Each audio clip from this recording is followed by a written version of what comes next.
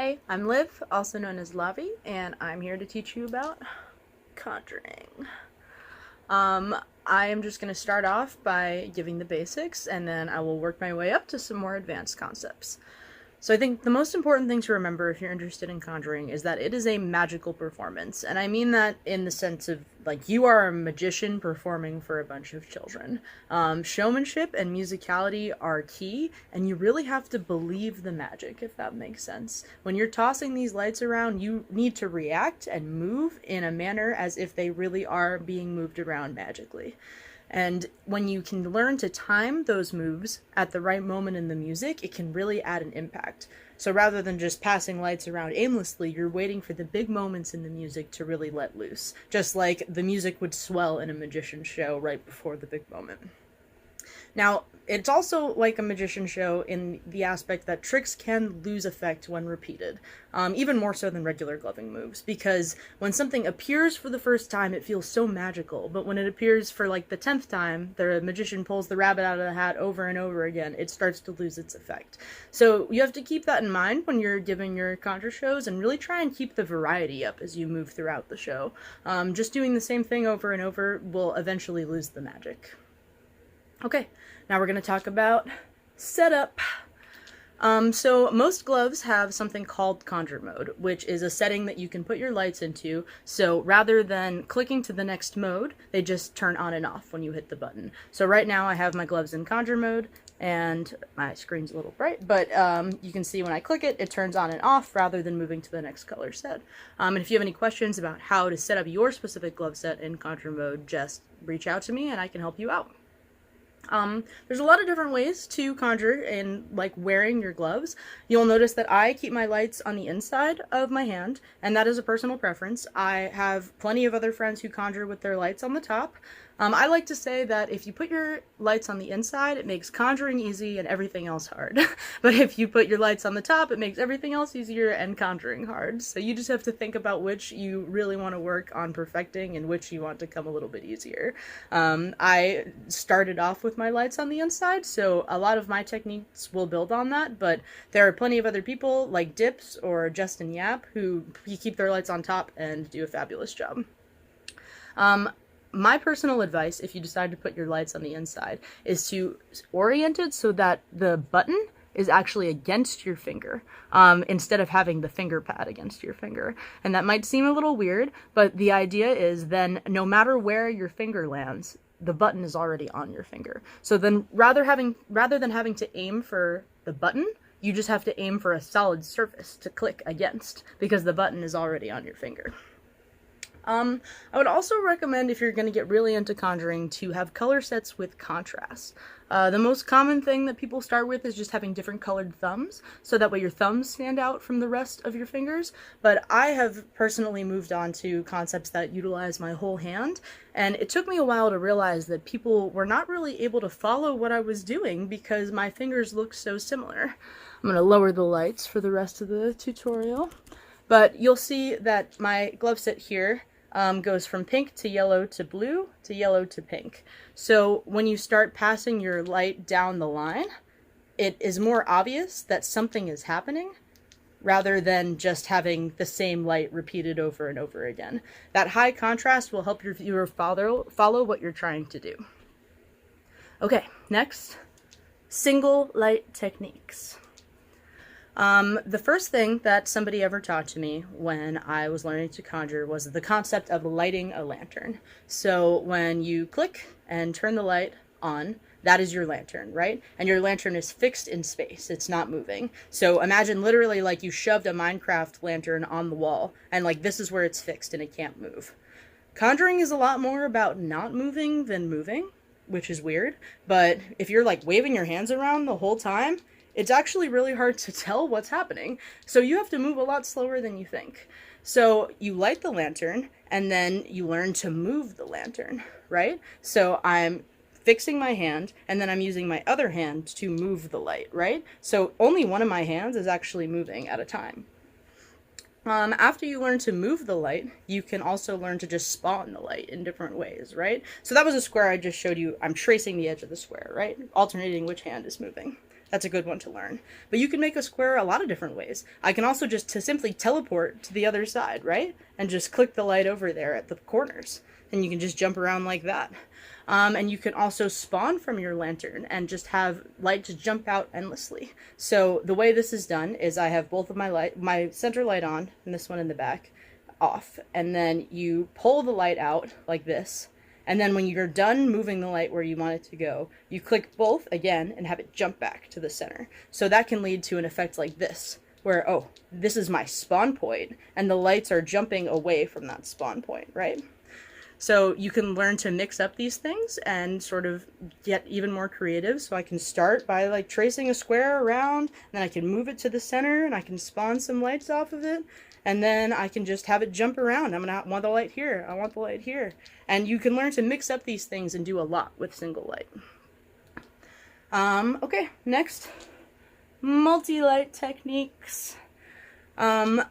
I specialize in this, I would say so, more so than other conjurers, partly because I have that, my lights on the inside. It makes it very easy for me to just click the whole hand at once. But there are plenty of other people who do this with chips on top too. You'll just have to use strategies more so like pushing off a part of your body, right? So we'll get into that later, but you'll learn how to turn your whole hand off and on, and then a lot of the concepts are the same, you know? So I have my hand up here, and this is one of my most common moves. I'm going to do the same square that I did before. The only difference is now I'm using my whole hand of light rather than just one. So I did a little flare down here, sorry. That's a common transition that I like to use, but without the flare it would look like that. And you can get really creative about which fingers you have on. Sort of like how I talked about some people have different colored thumbs, right? You can just put those two different colored thumbs on and do all sorts of concepts. I like to often make this the eyes of whatever creature I'm doing, and you can use it to accentuate other normal gloving concepts that you know. So this is one of my most common creatures that I like to use, and I like to move these things around like they're the eyes, and then almost like these are little pinchers, right? And just by changing which lights I have on, it makes a whole different effect, right? So learn how to like get creative with which lights you have on and which lights you have off. Another really common one I do is when I do clusters, I only turn on the lights that I plan on clustering with. It's kind of like cheat codes. So when I do my 6 points, I only turn on these lights. And then these, I mean, you can tell right now because I kept the little light in here so you can see my hands. But typically in the darkness, you wouldn't be able to see these weird 3 floaty fingers I have going on. And my clusters would look a lot cleaner because it's almost like only the ones that matter are illuminated. I also like to do this one a lot where I make, again, a square. I go back to the square a lot because it's really good for the basics. And I move my hands around, right? And you can get creative with just having these fingers on. Plenty of moves you can do with just those fingers on. You can also get into a lot of color trickery, and this one I think I really came up with myself, and it stemmed from the creativity that I had with making these color sets with very distinct lights. You can get really sneaky and do what appears to be really fancy things, but is ultimately a very simple move. And my best example here is I'm going to turn these 4 points into 6 points. Ready? And that looks nuts, right? It looks like I just did something really complicated. But really, all that happened is I just pushed my whole hands. Because if you think about it, I have these on and these off. So what's going to happen when I click the whole hand? Those 3 are going to come on. So, and these 2 are going to go off. So you can make your hands jump around like crazy. It looks like you're passing things back and forth with the complexity of like a genius, and I'm just clenching my fists. So you can get really creative with the way that you pass things around by which lights you have off and which you have on, and just doing like quick conversions.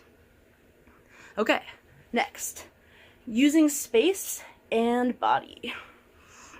So, like I said, conjuring is a performance, and a lot of what sells that performance is how you sell it, right? How do you act, right? So one of the things that is a more common beginner move to sort of display this ambiguous concept that I'm trying to describe is eating the light, right? So sure, we've learned to pass the light around, but now where can you pass the light? A lot of people like to do this trick where they eat it, and then it moves down, and then you can pull it out of your stomach, right? So that is way cooler than just like waving around because I integrated my body. So eat, click, drag it down, click, rip it out. So just get creative. Another one that's really common is pass through the ears. Looks like it's going through my brain. This is like stolen from legitimately like magicians. I like to also pass around the viewer. This one will be hard with the camera, but when someone has an actual head in front of you, it's very easy to toss around and make a circle like that goes around their head, and it will really get to them. Another really common traditional one is tossing the light, and this one is really about your face more than your light, right? So I'm going to toss it up. I'm going to look like something's flying up. There's nothing up there. All my lights are off right now. And then when it comes down, I'm going to follow it down, right? So let's do that again. Toss, grab. And my head motion there is what sells that. This doesn't look like anything, but this, it looks like I'm throwing something. So you have to learn how to use your body, really sell it. A lot of people like to do creative things like pulling the light out of the scenery, right? I don't have anything good in the room right now, but let's imagine I had like a lamp back here. This is the lamp. When I start my show, I can be like looking around, oh, there's a lamp behind me. Boop, and pull my light out of that lamp floating, and like learn to use your environment, and like, oh, I have a place I can pull a light from here, and a place I can pull a light from here, and like, especially at an environment like a festival where there's like a lot of crazy things going on around you, that can totally blow people away. If you're in a flow pit, I've seen a lot of people reach over to the person flowing next to them, like grab a light from their light show and like kick it off, almost like you're lighting a match and bringing it over and starting your show.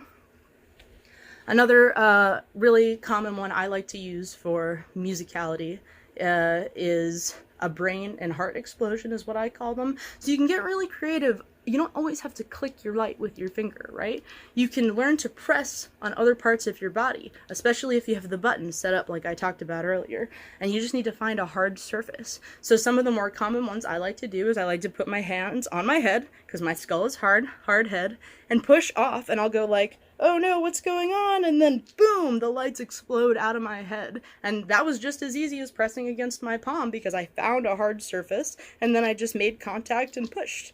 I've done it on my chest too, if you want a heart coming out essentially. I like have the lights come in and then I push against my chest, boom, and then the lights come out.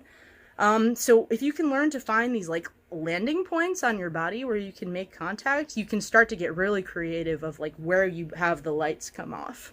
You've seen, you may have seen some other people do things on their arm. I have a friend who likes to snort the lights off, so I'll have them here. Never actually tried this move, let's see. And he'll go, I left one on, but essentially you snort up the lights. My version of that is I like to charge up this cuff on my arm like I'm Iron Man. It'll go 1, 2, 3, 4, boom, and then it explodes, right? And like I pulled off that move by making contact on this bone on my arm and pushing there when I want to have my conjures happen. So these are just some of the ways that I've seen people implement their body and the space around them to really get creative with conjuring. But this is the part where you really should make up your own moves and like see what you can come up with. Okay, next, structuring your show. I mentioned this earlier, but I'm going to repeat it again because I think it's one of the most important things to learn when you're trying to conjure. You have to move slowly. Your brain is going to be moving a lot faster than the other person's. I hit a phase, like I said, where I was just like, click, click, click, click, click, click, click, click, click. Like I was moving so fast that people couldn't even follow what I was doing. You have to really give the viewer a chance to see the lantern, process it, understand that it's a rigid object before you start waving it around. So I sometimes like to move on half beats, on every other beat rather than every beat. So it'll go bump, bump, bump, bump, and it'll go bump, bump, bump, bump, bump, bump, bump, bump, bump, bump. So like, rather than just flying around, you have to give your viewer the opportunity to establish what they see in their viewing area as the standard, and then you do something to change the standard. And that's what makes it crazy. If you're just flying through concepts, they're not going to get a chance to get accustomed to what they're currently looking at before you rip it away from them. So it's about slowly just like breaking the box over and over again. But remember, let them see the box before you break it, otherwise it'll just look sloppy. I also recommend that you start with your gloves off when you start your shows. A lot of people will turn all their lights on and they'll be like, all right, time to glove. I almost always start like this, and I'll start by throwing one light on. and I'll build it up, and then maybe by the second part I'll have more than one light on, and now I've got 4 lights going on, and like, oh, now I'm gonna have all these, and then by the time the drop comes they're all on, and I can use the addition of lights to like build up to that key moment, almost like a juggler who starts with 2 balls, and then you're going to start with 6, and then by the end you're juggling 10, and as you allow it to build, it like puts you in a good position to drop from, which I typically will start with Conjuring at the beginning of my show. But I would also recommend returning to single light moves at least once. I see a lot of people who will do all these crazy intro conjures, get all of their lights on, and then never go back. It'll just be like boo, boo, boo, boo, normal light show stuff. I always recommend when you get to that point after the first drop where the song starts to hit another lull and you're at the beginning of your next build-up, if you can click back into one light and like build up again from that point in a different way, it's incredibly interesting, because you have to remind them, like, you can come back to that lower point and raise it up again and sort of rebuild the momentum over your show like a roller coaster. All right, final section, advanced concepts. I would not recommend messing with this until you've mastered everything that I've already talked about, but there is something called multi-moding, where you take your chips out of conjure mode and you still conjure. So I'm going to take my chips out of conjure mode really quick. And now you'll see when I click, it goes to the next color. It's really hard to see because it's light in here, but I promise you it's going to the next color. Now, the whole concept of multi-moding is by taking your chips out of conjure mode, you can now make the choice, do I want to turn my chip off or do I want to click to the next mode? And what that means for conjuring is you have to learn to work with the delay that comes naturally with the chips having to turn off after a slow second timer. So rather than quickly passing, you'll notice I click and turn my light off a little earlier and then pass it over. So click, click. So I'm doing a longer hold essentially, because if I did my normal clicks like before, see, it clicks to the next color set. And you might be asking, why do I want to do this? But the advantage is now I can start with this color set, do some crazy conjure moves, right? Oh god, I can't even do this. I'm really bad at multi-moding. Do some crazy conjure modes, and then in like the next section of your show, click, and you're at a completely different color set. So you have the ability to both conjure and make color changes throughout your show. Now, I personally will usually start with my gloves in conjure mode, and then Adams, in particular OG Adams, have a special trick where I can take them out of conjure mode pretty quickly. So I will take them out of conjure mode and then I'll click to the next color set, and it's like a crazy impact because they're like, what, you were just conjuring, I don't understand how you switched to the next color set. And that's my personal use of multi-mode, but Justin Yap, who I mentioned earlier, can do entire shows multi-moding, and I'm very impressed with his ability to sort of jump through the colors and use whatever conjuring skills he has in the same show. So part of this is really like getting to know your chip hardware and like what you're comfortable with doing. Like I said, don't even attempt this until you get everything else figured out, but I believe in you, and I hope that you can all become conjuring wizards one day.